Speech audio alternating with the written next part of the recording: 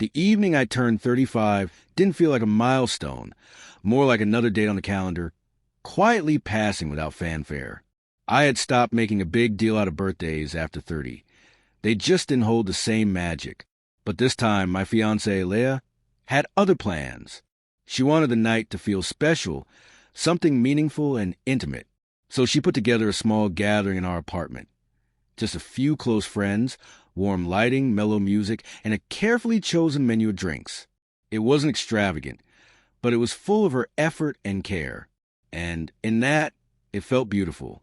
I remember stepping out of the bedroom and seeing the apartment come alive. Candles flickered in every corner. Laughter floated through the air, and the soft hum of conversation made the space feel cozy and vibrant. My favorite bourbon sat waiting in a bucket of ice.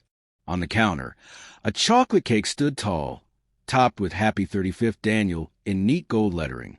Leah moved toward me, kissed my cheek, and whispered, "Tonight is just for you." For a moment, I felt seen, grounded. It all began to shift about an hour into the evening. Among the familiar faces, one stood out. He was tall, composed, casually stylish in a way that demanded attention. He leaned against a makeshift bar, chatting with a few guests. I assumed he was someone's friend and thought nothing more of it, until I noticed Leah move toward him. Her smile changed. It became something else, brighter, more alive. Her steps grew lighter, her posture more fluid. I tried to brush it off.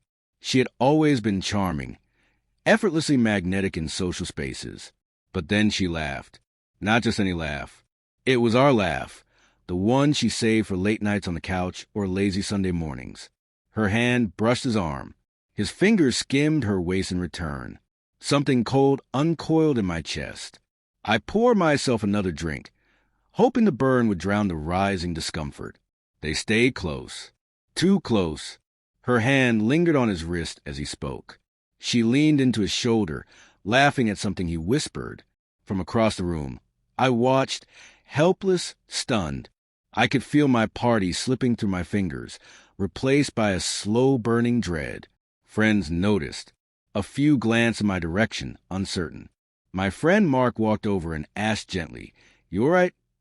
I nodded, pasted on a smile, but I was unraveling. I finally crossed the room. Each step felt heavier than the last, the bourbon steadying my nerves. I reached him just as he leaned in again, whispering something that made her laugh. Her hand came to rest on his chest like it belonged there. She turned and saw me. The smile fell from her face like a dropped glass. "Oh, hey, babe," she said, voice shaky. "This is Ethan, Claire's friend. Just got back from Thailand. He's been telling the craziest stories." "Ethan can go back to Thailand," I said quietly, the words cutting sharper than I expected. The room hushed. The music was turned down. Conversation stilled. She laughed, forced and thin. "Come on, Daniel. Don't make this a thing. We were just talking." I looked down at her hand, still resting against his chest. "That what you call it?"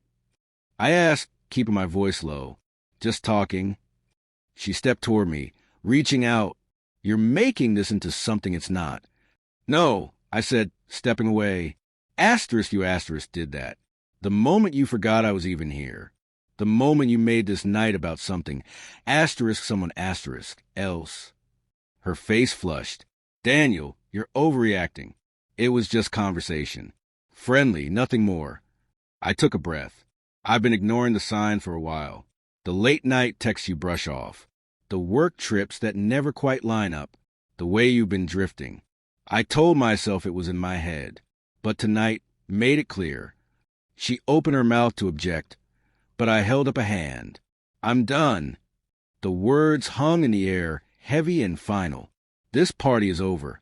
I added, "Stay with Ethan if you want. Or go anywhere. Just not here." I turned, walked to our bedroom, and shut the door behind me. The apartment slowly emptied. Doors opened and closed. Conversations turned to hushed murmurs, then silence. Leah knocked once, said my name.